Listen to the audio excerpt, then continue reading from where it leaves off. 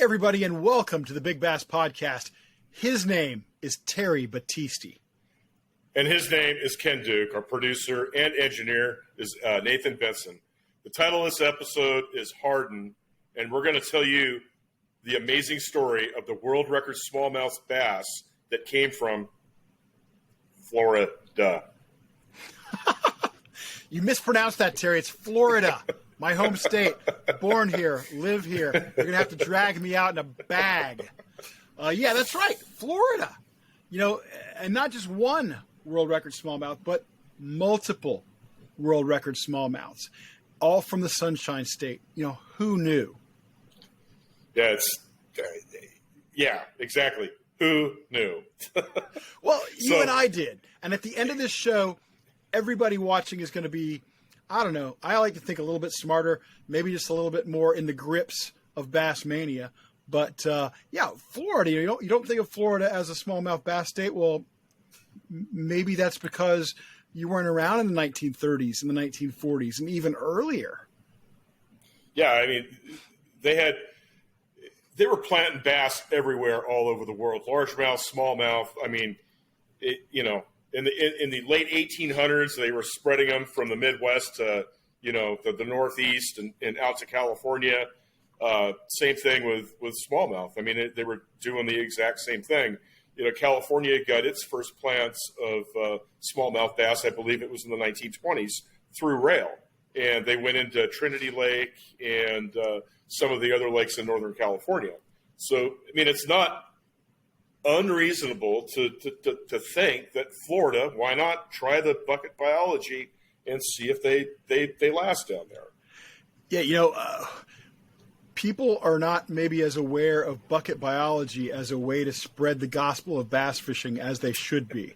Because if you restrict, for example, the largemouth bass to just its native region, you're talking about east of the Mississippi, and you're mostly talking about the South. The reason the largemouth bass is the most widespread game fish in the world is because of guys like Spencer Fullerton Baird, the first chief of fisheries for the United States and one of the early curators of the Smithsonian Museum. When he was the chief of fisheries for the U.S., he had people loading up fish of all different kinds, freshwater, saltwater, cold water, warm water, loading them up in barrels, putting them on trains, and sending them west in the 1860s and 70s. And whenever they stopped to pick up fuel or water, they would just dump these barrels into the rivers there. And sometimes the fish would make it, and sometimes they would float up within a few yards. Baird did not care. He was trying to spread food and some sporting options to the west. Yeah. And Henshaw writes all about that in his books. I mean, in fact, Henshaw took it upon himself as a ichthyologist to even, be a consultant to the fisheries as to, new places to put largemouth or smallmouth. Yeah, the first guy to raise some of these fish in a captive situation. So, yeah, it's and Henshaw is one of the first guys to really bringing things back to just the smallmouth for a moment and giant smallmouth. I think he may be the earliest reference to how big a smallmouth bass could get. In his book, More About the Black Bass, which was published in 1889, he talks about the biggest smallmouth he ever heard of or found about. And it was an 8-pound, 10-ounce smallmouth that came from Long Pond, also known as Glen Lake in New York. And he referenced that as the biggest that was out there. Which isn't, I mean, that's 100% believable, right? Absolutely, it is, sure. There's no doubt in my mind that fish probably came out of Glen Lake or Long Pond, whatever you want to call it. But as soon as we start going down the line a little bit here, things are going to get a little squirrely. Yeah, you don't see the record change that much until suddenly you get into the 1930s, and smallmouth bass pop up in places where we don't often think of them today. In fact, let's talk about 1932. Because we'll go back a little bit less. We'll go back to 31. Because in 1931, a guy named Walter Harden who we're going to tell you all about Walter Harden in a little bit. That's why we call this episode Harden. In 1931, fishing in Central Florida, Lake County, which is the county just north of me, he was fishing Lake Apopka, still a very popular bass lake here in Central Florida. And he caught a 12-pound, 12-ounce smallmouth bass that became the world record. That's a big fish. That's a really big fish. A really big. I wonder what Billy Westmoreland would say about that. Well, I'm pretty sure it's a good thing Billy didn't see that fish. That fish came along. Or Harden, for that matter. Well, Billy was born about that time, so I was 5 years before Billy was born, I believe. So Billy didn't get to see that fish, the 12-12 that Harden caught in 1931. But a beast. And just a year later, almost a year later to the day, Terry, Walter Harden broke his own world record on the same body of water with a 14-pound smallmouth bass. That's a giant. How about that? Take that, Florida. Come on. That's the only record that you've never held. Florida bass fishing is the best in the country, obviously. Of course, somebody from Tennessee might argue that you have better smallmouth bass fishing, but obviously in the 30s, Terry, that wasn't the case. It was wide open down there. It's wide open down there. Well, today, if you look at the world records, you're gonna see a guy named David Hayes, who we will talk much more about in a future episode of the Big Bass Podcast. In fact, we're going to cover Hayes in 3 separate episodes, but that record was 11 pounds, 15 ounces, and he caught it in a reservoir on the Tennessee-Kentucky border called Dale Hollow. And that's the record now, 11-15. So why isn't the 14 still the world record? Well, we're going to talk about that. But first, I want everybody out there to know something very important, and that is that the idea of smallmouth bass in Florida is not as strange as you might think. Not nearly as strange as you might think. As Terry was mentioning earlier, if it weren't for bucket biology and the idea that, hey, I bet those fish would do real good over here, then we wouldn't have bass in all the places we do now. And smallmouth bass were first stocked in the state of Florida in about 1908. They were stocked in Lake County, the same county where Harden caught his 12-pound, 12-ounce fish and his 14-pound fish. They were stocked in Leon County up near Tallahassee in about 1910. And they were stocked in Hillsborough County, which is around the Tampa area, in about 1930. So smallmouth bass were all over Florida beginning making about the rounds. 1980. Making the rounds. And there was a weird theory proposed by an Episcopal minister in the 90s who said the reason these fish were getting around and popping up even in lakes that were not, the fish were not stocked in, the reason they were popping up everywhere was because of the massive underground aquifer and waterways that we have in Florida. So the fish might be planted in Big Lake Toho, but they could pop up in Okeechobee by just swimming through the underground railroad, as it were. So, that's some of the interesting theories. So, smallmouth bass were stocked in Florida, Terry Battisti. Stocked in Florida. Yeah, I know. I've read that countless times. But the question is you can put a fish anywhere in the world, and if it's not the proper habitat for that fish, they're just going to fizzle out. And to that I say habitat schmabitat. Florida smallmouth bass were a thing. 14-pounders. 14-pounders, 10s, 12s, practically every cast. They were all over the place. I would wager to say they were as common as giant largemouth bass. How about that? I do not agree with that. Absolutely not. and the guy who was making them so well known, the guy who was really popularizing it, the guy who even wrote a book about it, was a guy from Pennsylvania named Walter David Harden. He was born in 1904 in Pennsylvania, and he loved fishing apparently from a very early age. Beginning in about 1925, he got into bass fishing, and he was going down to Florida in the wintertime, taking a break from his family's business. They had a barbecue restaurant, and they did food service stuff.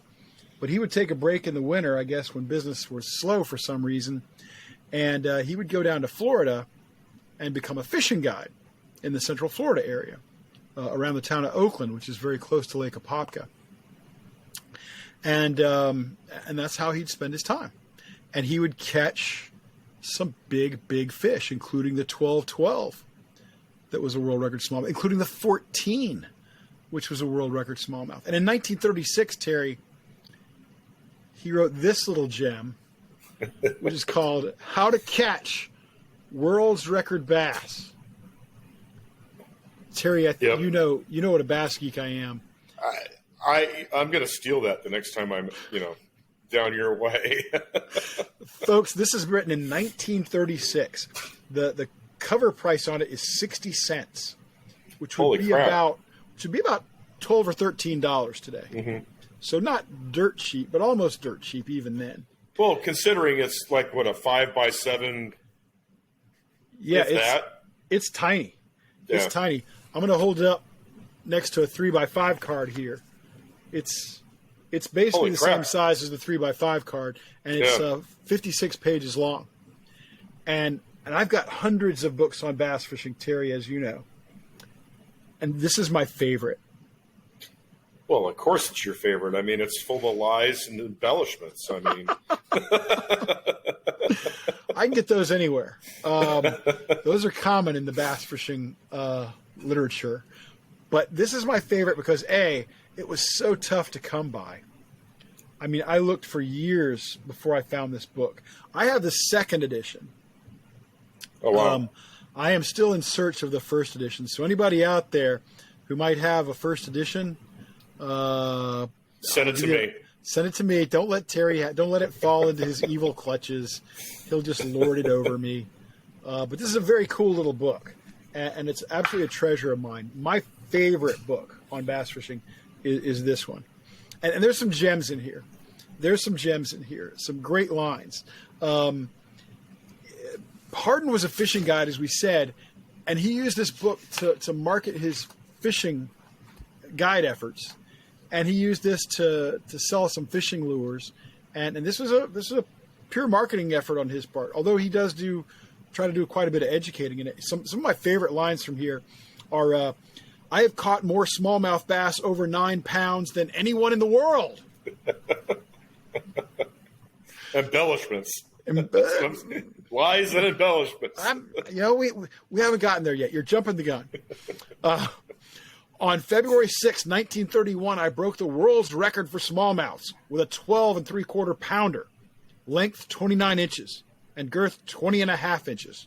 He caught that fish on a pikey minnow. Another great one is, on February 9th, 1932, I again broke the record with a 14 pounder, length 28 inches, and girth 21 1/2 inches. Both of these mounted bass were sent to Field and Stream and the American Museum of Natural History, New York City, and were officially recorded. Officially. Doesn't get better than that, Terry. Come on now. And he caught the 14 pounder on a 10-inch shiner. It's so disheartening that last week we were talking about H.W. Ross and all the pains that he went to sending this 23-pound, 8-ounce fish up to New York to have it, looked at and, to show people how big a largemouth bass could get. And he did it almost 50 years before Harden. Yeah. I mean, so I would hope that the ichthyologists would have learned a little bit by then. And it just, oh my gosh, it just boggles my mind. I'm besides myself sitting here, as you can tell. That may just be the bourbon. Another great line, again, Harden, ever the fishing guide, ever the off-season fishing guide, or in Florida, the on-season, the wintertime. He said, regardless of where you are fishing, don't tell the guide where to go or how to fish, but do what the guide says. Let the guide alone, and he will do all in his power to give you a lot of sport. You see, it is to his advantage that you catch fish, for if you don't, you may never come back, and he loses.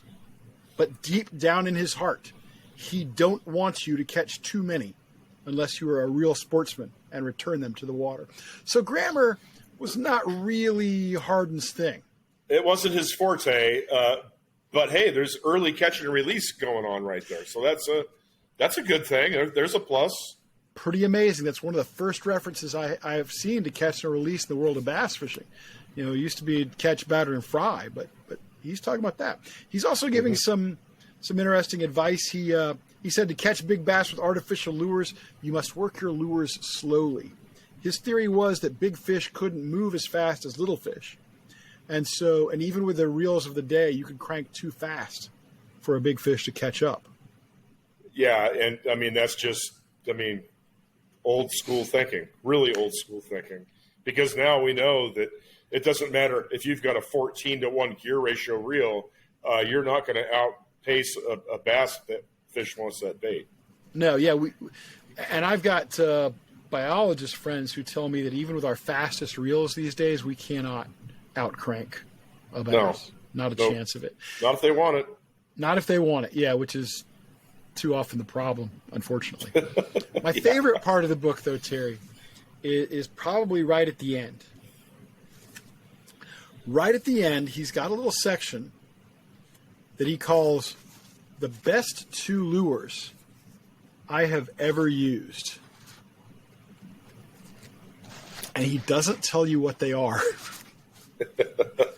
To get that information, you have to send him 25 cents. And then he'll... And therein lies my theory that he was a used car salesman, and in the wintertime he couldn't sell cars, so he'd go to Florida to sell lures. We're going to get to that later, too, but it wasn't used cars. It was used boats and motors. Okay. Worse. We are getting there. We are getting there, though. But you know what? Even though Walter Harden sounds like a bit of a self-promoter and kind of what do you call it, a bait and switch kind of guy, I'm going to sell you the book, but then if you want the information about the lures, you're going to have to send me 25 more cents during the Depression, for God's sake. Yeah. Maybe he's kind of a huckster, but let's get to the root of the problem here. Let's get to the root of the problem. We're making fun of these guys for their claims of 12 and 14-pound smallmouth bass at all, much less in the state of Florida. But if we really want to get to the heart of the problem here, we got to talk some biology. Oh, absolutely. I mean, how big can they get? Where do they live? Where do they thrive? That's the thing that we've got to. And we used to think that the fish thrived in the TVA lakes. Dale Hollow and Pickwick and in places like that. We thought that that's where the next world record was going to come out of. But heck, 3 weeks ago we get a double-digit fish out of Lake Erie. We have a shocker. Yeah, that was a shocker. We have a lake out in Idaho called Dorshak Reservoir that has produced numerous fish over 9 pounds. There's Party Lake in Northern California that's produced numerous fish over 9 pounds. And Trinity has produced fish over 9 pounds, which those 3 bodies of water are nothing like what we have at the TVA down here. And so we're seeing that smallmouth bass can thrive in a lot of places. And one thing I think it's important to keep in mind is that the bass had really only been an important game fish for maybe 40 years, would you say? Close to 50 years at that point. And at that point, yeah. At that point, yeah. Now it's the game fish of the world. But at that point, it had only been a serious game fish pursued by serious sportsmen for 40 or 50 years. And it had not gotten the same level of attention and study as the trout, rainbow brown brook trout. And so it was still very much in the development phase as far as biology and ichthyology were concerned. And guys were just sort of starting to dig into that. So that's another big factor here.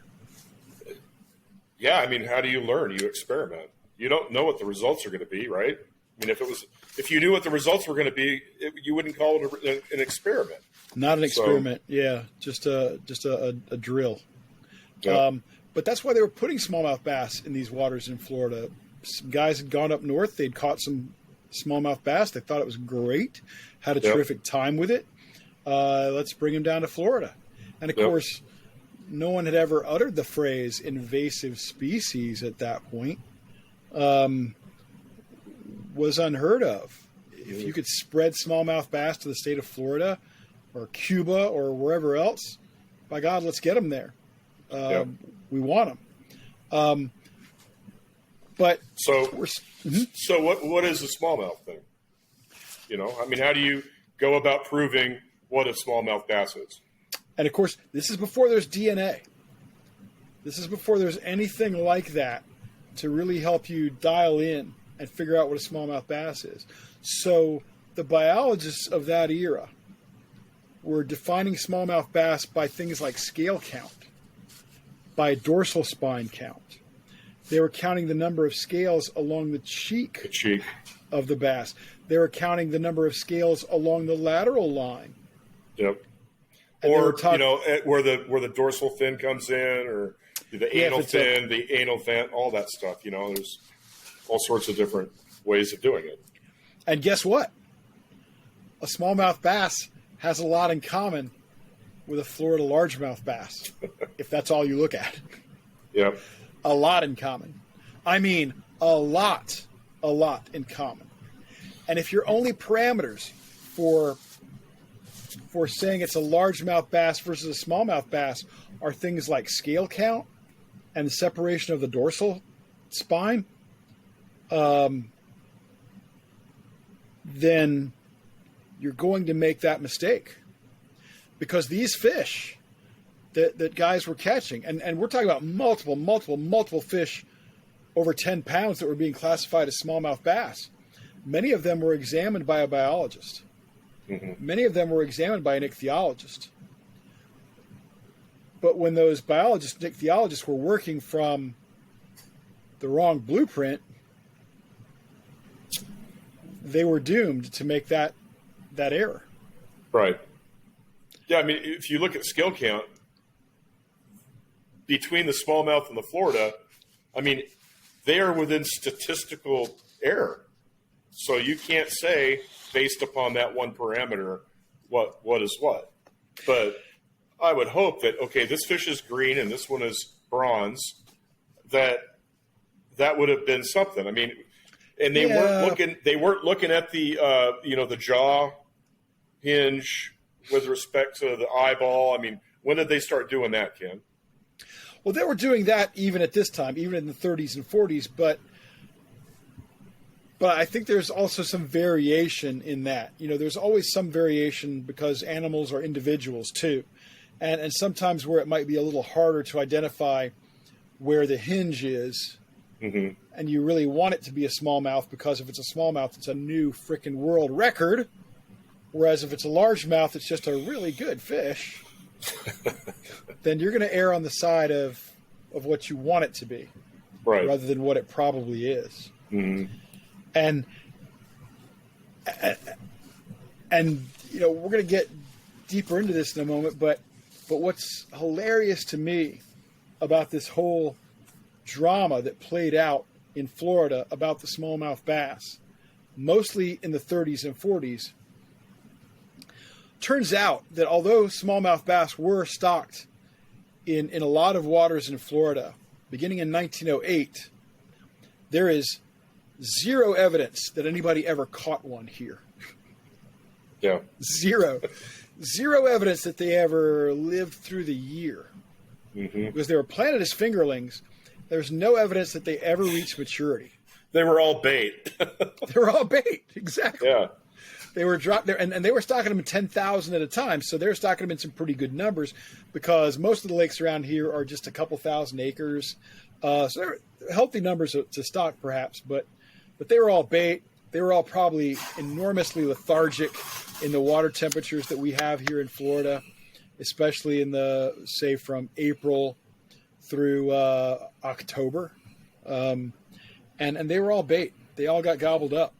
Yep. And so these fish that everybody was thinking were giant smallmouths, because they fit the definition set by biologists, were of course actually largemouths. And we're showing you some of the pictures of these fish that Walter Harden and these other guys claimed.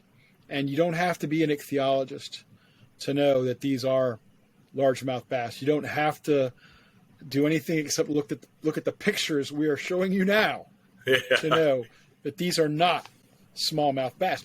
And yet the controversy, Terry, raged on. It was one of the fun things I experienced in researching this episode was how the different outdoor fishing writers from the various newspapers around the state were handling this. You had guys like Rube Allen, who was a legendary Florida outdoor writer, saying, no, there are no smallmouth bass here. You got a guy like Herb Mosher, who was the fishing editor of the Orlando Sentinel. I'm just going to break your heart again, Terry. It breaks Terry's heart that I have the Walter Harden book and he doesn't. But get ready, Terry. Get ready. This is actually Herb Mosher's copy of Florida Wildlife Magazine. I don't know why you have to abuse me like this. I mean, I'm going to have to talk to the HR person or something about this. Because I'm actually in charge of HR here at the Big Bass Podcast. Anyway, so here is a picture of a woman holding an alleged gigantic 12-pound, 10-ounce smallmouth bass that won a magazine's annual contest. 12-pound, 10-ounce smallmouth right there, of course. And this is Mosher's copy. He has come in here with a green ink and flagged this article. And down here at the bottom, I don't know if you can see it very well, but he says, if this is our friend Microptus dolomieu, which is Latin for smallmouth bass, I am crazy. I like Mr. Mosher. It doesn't get much better than that. I mean, come on. Oh, jeez. But you had guys defending the smallmouth bass being in Florida right into the 1950s. Right into the 1950s.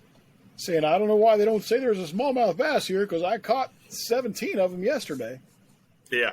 And then when the ichthyologists would show up, they aren't biting. We can't get them to bite today.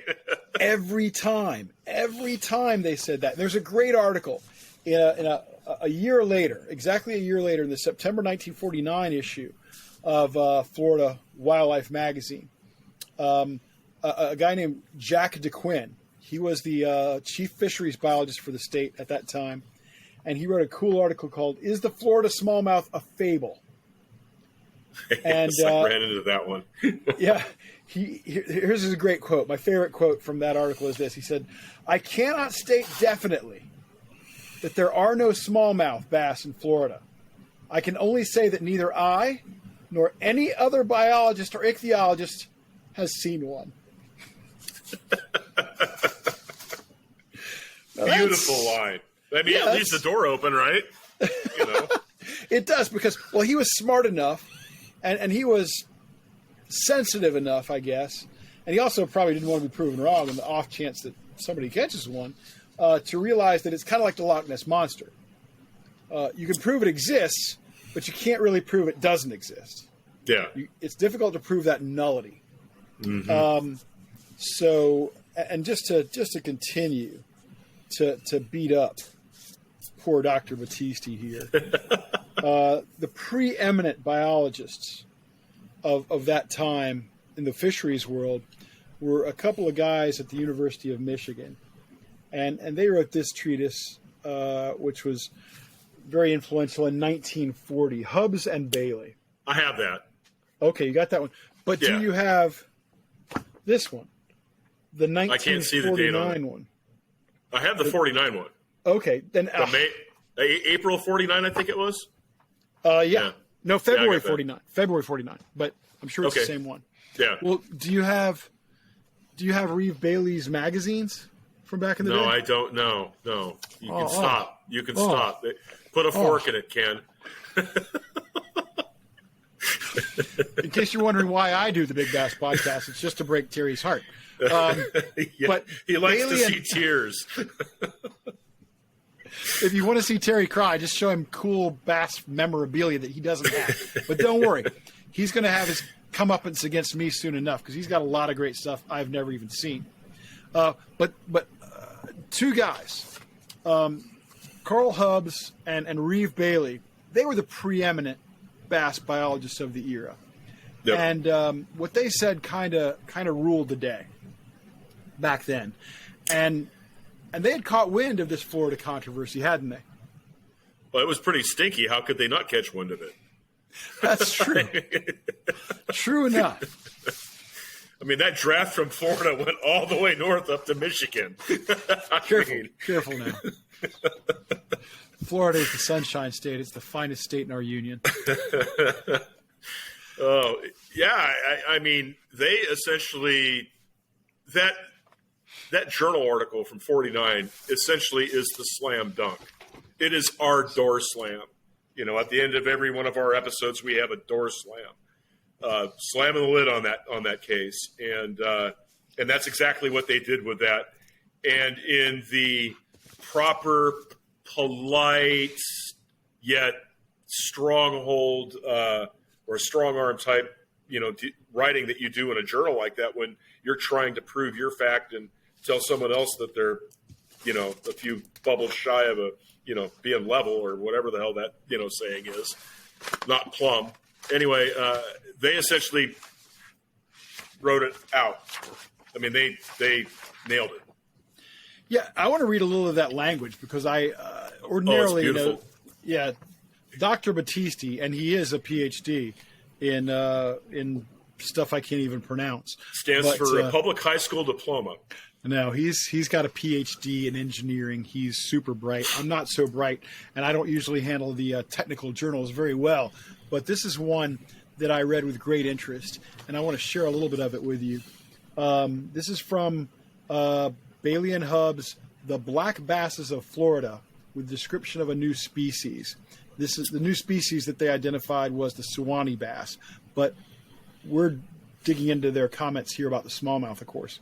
Yep. New material from the southeast makes possible a considerable expansion of our knowledge of the systematics of the genus Micropterus. In this paper, we discuss the long-debated status of the northern smallmouth bass as an inhabitant of Florida waters and conclude that this species has not become established there and that the smallmouths of reputed record size were largemouth bass. Boom. Boom. There's the door slam by Bailey and Hubbs. And here's how they conclude their article. We therefore recommend the removal of Florida fish from consideration for the title of world's record smallmouth bass. Yes. That had to be a dagger in the heart of Walter Harden. I don't think he had a heart. Well, hey now, let's not beat up St. Walter here. We leave to others the decision as to what fish properly deserves the distinction of holding the record, but stress here the importance of accurate identification. Amen. So yeah, Reeves and Bailey, I mean, to this day, they may be regarded as probably the most groundbreaking and influential biologists in the world of bass fishing. Well, they didn't just say that. I mean, this was kind of a sidetrack thing for them. This whole smallmouth thing in Florida. I mean, they were busy, naming, 5, 6 other types, discovering 5 or 6 other types of black bass. I mean, that was their life's work. And I think there's 14 or 16 different species of black bass right now. And a lot of that work has to do with their groundbreaking work in the 30s and the 40s and 50s and 60s. Oh, yeah, it's crazy. I mean, Hubbs, who was the older of the two, he had his name has been given to 5 genera and 22 different individual species of fish. That's insane. Yeah, plus different kinds of birds and mollusks and crabs and arthropods, insects, algae. I mean, it's outrageous. I mean, these guys are beyond legit. They were groundbreaking. When they said something, the fisheries world, the rank and file anglers, the record keepers like Field and Stream, everybody set up and took notice of what they were saying. Oh yeah, absolutely. And it was gone. It was gone like that. It was in the record book one day, and the next day it was gone. And our buddy Walter Harden is left crying. Because the very next time, as Terry says here, the very next time the records come out from Field and Stream, he ain't in there. Instead, all they say is previous record disqualified. They pick up a 10-pound, 8-ounce fish by Owen Smith. I think a year or so later, in 1955, David Hayes claims the record with 11.15 out of Dale Hollow. And that's been the record ever most since. Of the time. No, not ever since. Well, we don't want to give that show away. We're not going to give that show away. That's episode 2 of the Hayes trilogy.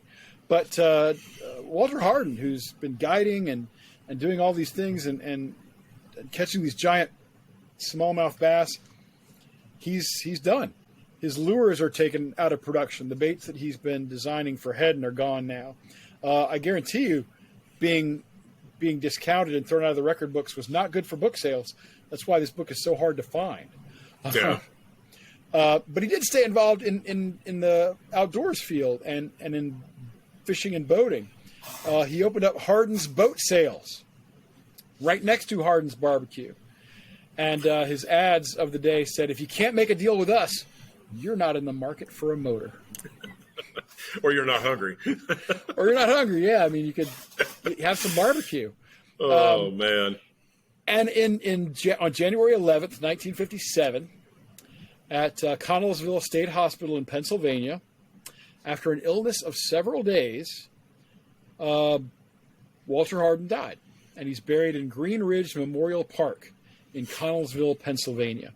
And one day, Terry, if I find myself in that area, I am going to go pay my respects to the former world record smallmouth holder. Have him sign your book. That was uncalled for.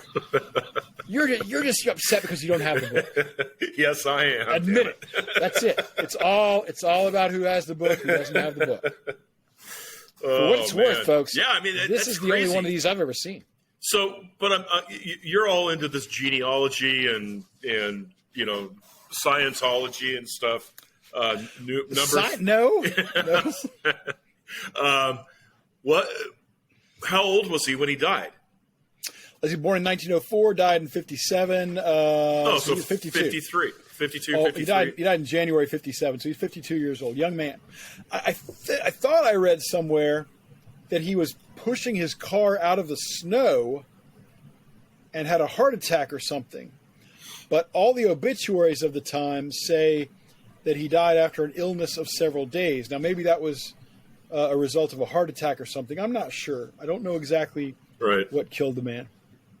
But I think getting it broken heart, being yanked out of the record books is what killed him. Cheaters never prosper. Cheaters. That's where we got to go next, Dr. Battisti. That's where we got to go next. Yeah. Because I'm going to say to you, sir, that Walter Harden is not to blame here. It is not his fault that he had the world record smallmouth bass. It is not his fault that other people claimed world record smallmouth bass from Florida even before he did. It has nothing to do with Walter Harden here. It has to do with the biologists. It doesn't even have to do with Field and Stream. They were going by what the biologists of the day were calling a smallmouth bass. And that's your take? Yes. My take is the dude was from Pennsylvania. He had been catching smallmouth bass, I would hope, his whole fishing life up in Pennsylvania. Smallmouth does not look like a largemouth. It should have not, the sniff test right off the bat. You bring a fish in the boat, you look at it, is it green or is it bronze? I mean, it's to me, it's that simple. Now, he was sending these fish to ichthyologists. Okay, so I'm going to say that it's part of Harden's fault because he didn't know what the hell he was catching, and it was the ichthyologist. I mean, he probably sent it to guys that got D's in college, and were ichthyologists on the side. Yeah, blame it on the American education system. Well, don't blame it on the education system. Just blame it on pure stupidity. I mean, I can't ever put myself in a situation where I confused a smallmouth with a largemouth. Never. Now, I've confused myself between a smallmouth and a meanmouth. But you were born in the 1960s, decades after. To pot-smoking parents. Decades after, the smallmouth bass had been redefined by Bailey and Hubbs. You benefited from the work done by Bailey and Hubbs. Harden suffered at the hands of Bailey and Hubbs. He shouldn't have. I mean, to me, there is no mistaking a smallmouth from a largemouth. How can you mistake it? And that has nothing to do with the fact that, I'm a product of the 60s, or actually a product of probably the 70s is a more accurate statement, but there has never been a time in my life that I looked at a fish and didn't know it was a largemouth or a smallmouth. Ever. But you also and if you folks out there, okay, anybody watching this, please leave a comment below so we can kind of get who the winner of this argument is. Ken's being too kind for once. He's being kind to Harden. Why can't he be that kind to me? I have the book. Yeah, I know. I've got to defend the man. But no, I'm sympathetic to Harden. He saw people catching these world record smallmouth bass, and he realized he was catching larger fish that had all the same qualities, that had the same scale counts, that had the same dorsal spine, that had all the same definitions of a smallmouth bass that these 10, 11-pound fish had. But you're telling him he doesn't have a smallmouth bass, and they do? That's not But how fair. do you know that that's how that happened? I mean, that's kind of, we're kind of twisting the plot, so to speak, to make it fight or to make it match your argument. Keep in mind also that Harden is aware because it happened after he came down to Florida to do guiding. It happened as recently as 1930 that there were smallmouth bass stocked in Florida, and as early as 1908. Right, so he goes down there. And he may have been expecting to see smallmouth bass, but hey, these are not smallmouth bass Pennsylvania style. These are smallmouth bass. This is what Florida does to smallmouth bass. Have you ever seen a tourist in Florida, Terry? They wear white belts and socks with sandals. Yeah, I know. But they're still Homo sapiens. Down there. They're still probably Homo sapiens. That's debatable. Uh-huh. Yeah, I can't give him any slack. That's just my opinion. It's worth what you paid for it. Well, man, I'm so glad we have delved into the Walter Harden story and the story of Florida smallmouth bass because, like I said, it's my favorite book in my whole bass fishing library. I've got hundreds and hundreds and hundreds of titles, and that's number one with me. And living in Florida and knowing that the world record smallmouth came from here for at least a period of 15, 18 years, I think that's fascinating. And to dig in and get to the bottom of it on some level is really cool, even if we may disagree as to who's wearing the white hat here and who's got the black hat. I've still had a blast talking about it. Oh, it's been an awesome conversation. I know doing my research, I learned a heck of a lot more. I mean, I'd always seen it in the record books, and had always just dismissed it as stupidity. I'm being honest, right? Well, now you're adding a level. Now you're adding malevolence to it. Now you're saying that he was. That's what I am. I'm a malevolent bastard.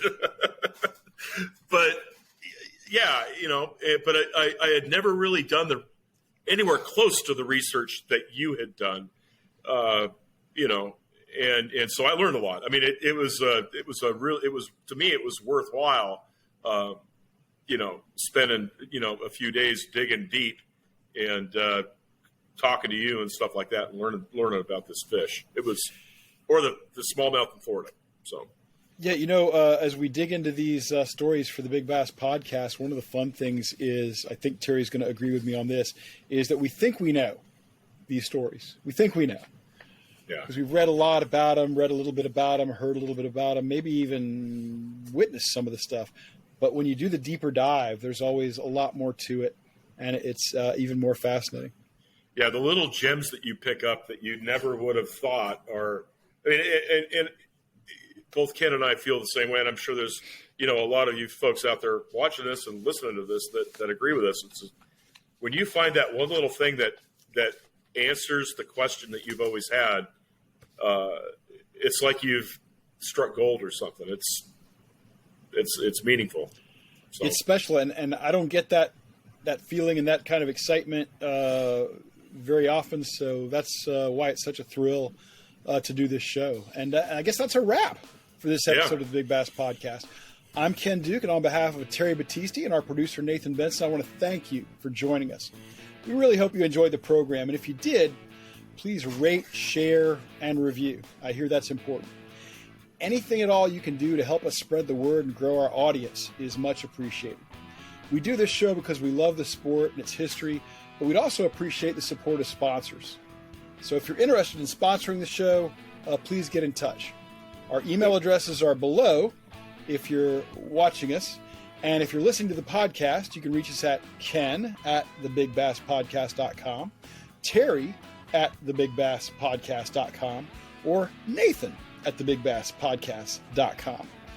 Come on back next week. We'll have a new show about another big bass, including information that you will not, and I promise you, you cannot find anywhere else.